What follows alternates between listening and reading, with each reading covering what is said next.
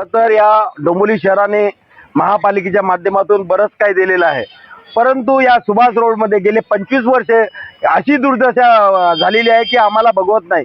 इथले डोंबिवलीमधले नागरिक त्यांना काय हवंय, स्वच्छ पाणी पाहिजे, रस्ते पाहिजे, लाईट पाहिजे आणि त्याच सुविधा महापालिका इथं आम्हाला डोंबिवलीकरांना देत नाही. त्याबद्दल आम्हाला सगळ्यांना फार वाईट वाटतंय. आज या सुभाष रोडची दुर्दशा बघता आमचे स्थानिक शाखा प्रमुख जे आहेत तुषारजी नाईक, त्यांना वारंवार त्यांच्या घरी येऊन मोर्चे येतात, त्यांना सांगतात वारंवार की बाबा हे तुम्ही इथले शाखा प्रमुख आहात, तुम्ही निर्णय घ्या, परंतु प्रशासन काही निर्णय घेत नाही. H-वार्ड हा प्रभाग क्षेत्रामध्ये पदाधिकाऱ्यांना आम्ही पत्रव्यवहार केलेत, वारंवार फोन केलेत, आयुक्त साहेबांना पत्रव्यवहार केले, फोन केले, जिल्हा प्रमुख साहेबांनी, आमचे आदरणीय जिल्हा प्रमुख साहेब दीपेशजी म्हात्रे साहेबांनी वारंवार कमिशनर साहेबांशी वार्ता केली, परंतु हे लोक कान बंद करून काम करत आहेत.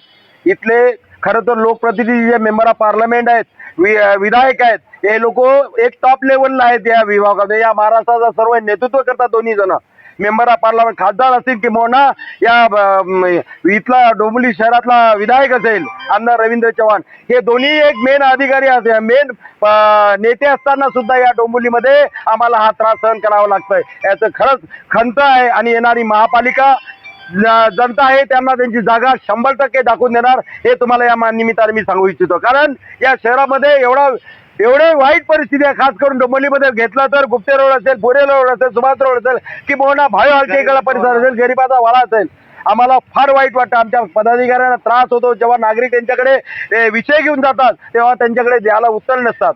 त्यामुळे जनतेने याचा विचार करून येणाऱ्या महापालिकेमध्ये यांची जागा यांना नक्कीच दाखवावी, एवढंच मी या निमित्तानं आपल्याला सांगू इच्छितो. परत आम्ही कल्याण महानगरपालिकेचा धिक्कार करतोय आणि बुद्ध बाळासाहेब ठाकरे आणि आमचे जिल्हा प्रमुख दीपेशजी म्हात्रे साहेब यांच्या वतीने सगळ्या महापालिकेचा आम्ही धिक्कार करतोय आणि त्यांनी जरी लवकरात लवकर रस्ते नाही केले तर याच्यापेक्षा उग्र आंदोलन आम्ही करणार आहोत, याची त्यांनी दखल घ्यावी. जय हिंद, जय महाराष्ट्र.